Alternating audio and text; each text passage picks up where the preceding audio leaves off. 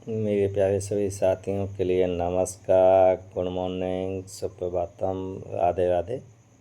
फिर मैं आज आपके लिए बहुत ही प्यारी सी और बहुत ही ज्ञानवर्धक कहानी लेकर आया हूँ।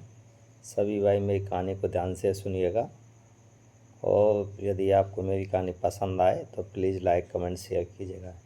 एक गांव में एक बुजुर्ग चोर रहता था। वो अपने इलाके का सबसे बड़ा चोर था।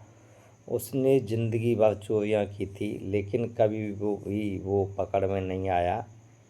और जैसे ही वो मरने के कगार पर खड़ा था, बीमार पड़ गया और वो मरने वाला था, तब उसने अपने बेटे को बुलाया और बेटे को अपने बिस्तर के पास में बुला के बैठाया। और बिस्तर पर बैठ जब वो मरने वाला था, तब उसका बेटा रोने लगा। तब उसने अपने बेटे को पास में बुला के उससे दो बातें कहीं, बेटा, ज़िंदगी में मेरी इन दो बातों को ध्यान से सुनना और उनका पालन करना। पहली बात तो, यदि आप कितनी भी बड़ी चोरी करो, कहीं भी पकड़े जाओ, तो कभी भी अपना चोरी के आरोप को अपने ऊपर मत लेना। मना कर देना कि मैंने कभी चोरी की ही नहीं है। कभी भी तुझसे कितना भी बड़ा कभी भी पकड़ में आ जाए तो यह सिद्ध नहीं होना चाहिए अपने मुंह से कि मैंने कभी चोरी की है, कभी भी नहीं मान। और दूसरी बात यह है, कभी भी चोरी करने के बाद धार्मिक स्थल पर, मंदिर, मस्जिद, गुरुद्वारे में नहीं जाना चाहिए। उसने बोला कि ठीक है पापा जी, मैं आपकी बताई हुई बातों का ईमानदारी से पालन करूँगा। इतना बोलने के बाद वो बेचारा चोर मर गया। उसका उसने दाह संस्कार किया, क्रियाक्रम किए। क्रियाक्रम करने के बाद घर में पैसे की तंगी आने लग गई। फिर उसने वो ही अपना पुराना रोज़गार चालू किया। वो बड़ी चतुराई से चोरी करता था। चोरी करने के बाद वो आराम से रहता था, लेकिन कभी भी वो पकड़ में नहीं आया। एक दिन से रात का टाइम था, वो चोरी करने के लिए राजा के महल में घुसा। जैसे राजा के महल में घुसा तो राजा की आंखें खुल गईं। उसने ज़ोर से आवाज़ देना, चिल्लाना चालू कर दिया, चोर चोर चोर, पकड़ो पकड़ो पकड़ो। लेकिन इतने में वो चोर भागने लग गया और पीछे पीछे राजा के सैनिक, आगे आगे चोर दौड़ रहा था।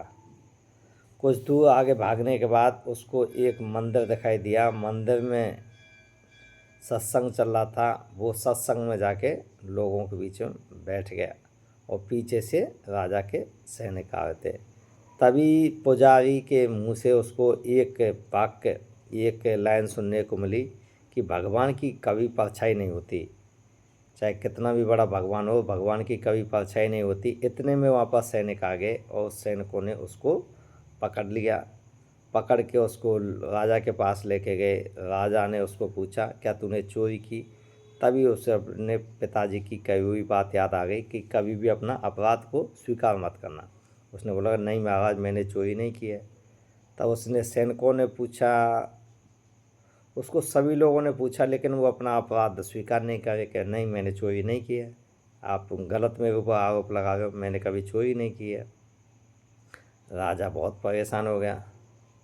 राजा ने बोला, ये ऐसे नहीं मन से, इसको कारागार में डाल दो। कारागार में डाल दो। कारागार में जैसे उसको ले जाके डाल दिया गया, लेकिन फिर भी वो अपना अपराध स्वीकार नहीं कर रहा है। वहाँ के राज्य का नियम था कि जब तक अपराधी कोई अपना अपराध स्वीकार नहीं करेगा, तब तक उसको सज़ा नहीं मिलेगी। राजा परेशान होने लगा कि इसका अपराध स्वीकार कैसे किया जाए, लेकिन चोरी तो इसी ने की है, लेकिन यह अपना अपराध स्वीकार कर नहीं रहा है, तो इसको कैसे सज़ा मिले। तो वहाँ का एक चतुर मंत्री था, उसने दिमाग लगाया और वो बोलने लगा, महाराज, यह माता का बड़ा भक्त है, क्योंकि यह उस दिन चोरी करने के बाद उस सत्संग में बैठा था। वहाँ माता की बात चलनी, तो ऐसा करते हैं, हमारे यहाँ एक ठगनी रहती है, उसको हम माता के वेश में लाते हैं और तैयारी करते हैं। तो राजा ने आज्ञा दे दी। तो उस मंत्री ने उस ठगनी को बुलाया, उस ठगनी को समझाया कि तुझे कल माता के रूप में आना है, शेर पर बैठ के आना है, नकली चार हाथ लगा लाना, मसाल जला के ले आना, और पूरा एकदम माँ सचमुच में माता जैसी लगनी चाहिए। तो प्री प्लान के तहत ऐसा ही किया गया। वो ठगनी दूसरे दिन माता का रूप बना के आई। दरवाजे भी ऑटोमेटिकली उसी तरह से खुलने लगे जैसे स्वयं माता प्रकट हो गई। सिर पर सवार होके ठगनी, हाथों में मसाल लेके, चार हाथ भुजा लेके, जैसे ही उस चोर के जेल में पहुंची तो चोर भी आश्चर्यचकित हो गया। साक्षात माता ने मेरे लिए दर्शन दिए हैं। और वो उस माता के चरणों में पड़ गया और माता उससे बोलने लगी कि हे बच्चे कैसे हो। तब वो रोने लगा और वो बोलने लगा, हे माता, आप स्वयं मुझे साक्षात दर्शन देने के लिए आई हैं, आप स्वयं मेरा दुख दर्द जानने आई हैं। तब वो बोली कि हे बेटा, तुझे कैसा दुख दर्द है। तब उसने बोला कि माते, मुझे जेल में डाला गया है। तब उसने बोला, तो बेटा यदि तूने चोरी की है तो अपना अपराध स्वीकार कर लो। तब जैसे उसके मुंह से अपराध स्वीकार करने के बाद निकलने वाली थी, अचानक से उसे अपने उस साधु की बात याद आ गई कि देवी देवता की परछाई नहीं होती। उसने देखा कि उसकी तो परछाई पड़ रही थी, शेर पर बैठी हुई थी, लेकिन उसकी परछाई ज़मीन में पड़ रही थी। वो अचानक से समझ गया और उसको वो बात याद आ गई कि यह तो मेरे साथ कोई षड्यंत्र किया जा रहा है, यह तो असली माता नहीं है, क्योंकि इसकी तो परछाई पड़ रही है। जबकि उस महात्मा साधु ने बताया था कि देवी देवता की परछाई नहीं होती है। उसने समझ गया और वो बोलने लगा, हे माते, आप तो अंतर्यामी हैं। यदि मैं चोरी करता तो आपको तो सबसे पहले मालूम पड़ता मैंने चोरी की है। तो माते, मैंने तो चोरी की ही नहीं है और ये मुझे ज़बरदस्ती से मुझे अपराधी घोषित करना चाहते हैं। तब वहाँ पर गेट के बाहर में उसके राजा के मंत्री संतरी सब खड़े होते, उन्होंने उस बात को सुन लिया। वो भागे भागे राजा के पास गए और राजा से बोलने लगे कि महाराज, वो तो निर्दोष है, उसने तो माता के सामने भी स्वीकार नहीं किया। वो माता को भी ऐसे बोलने लगा। राजा ने बोला कि आप उसको उस जेल से छोड़ दीजिए, उसको रिहा कर दीजिए।